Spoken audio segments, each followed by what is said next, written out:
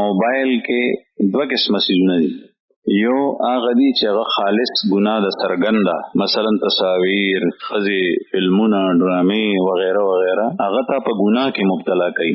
کله کله په دې موادو کې داسې ځای راشي چې هغې سره د سړي ذهن ته وسوسه پروزي، وهمي شي. کله په موبایل کې د مذهب په نوم باندې مختلف لټریچري تحریرن صوتي د مختلفو خلکو، ځکه چې کې خو ګن بلا ټول د هغې ما یو ځل سوچ کولو چې دې خبیثانو دې ته د نوم ولیکئ یوټیوب چې کوم دی نو هغه څه ته وایي؟ ټیوب څه ته وایي؟ ډالۍ ته نه اسمان ته وایي، پیپ ته وایي.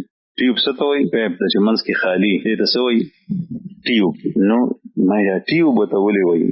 د هغې دا مطلب دی چې یو ځل په دې ټیوب کې ورننوتې، اوس بهر نشي راوتی، اوس په هغې کې روان یم. که اوبه په دې پیپ کې ورننوځي دا اوبه نشي راوتی، دا به آخري سر ته وځي.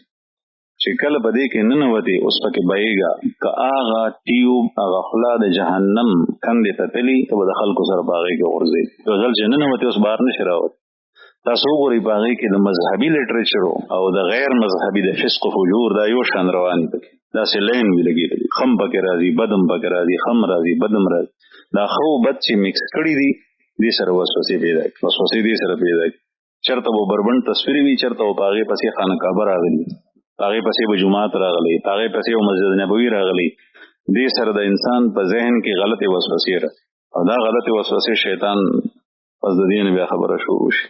نو قطعا دې نظام لرې ساتي او دې ته نږدې کېږي، نو دا شی بالکل پرېږدئ، خپلو خپلوانو ته ووایي چې دې نه لرې عقیده خرابېږي، کفر و شرک ته وزېږي، وسوسو کې اندېښنو کې مبتلا شي. د مذهب په باره کې داسې شکوک و شبهات نه دې سړي د خولې نه سړی اوري چې خلک ورته حیران پاتې شي. علاج څه دی؟ دغه شی پرېښول او ښه صحبت کې ځان کېدل.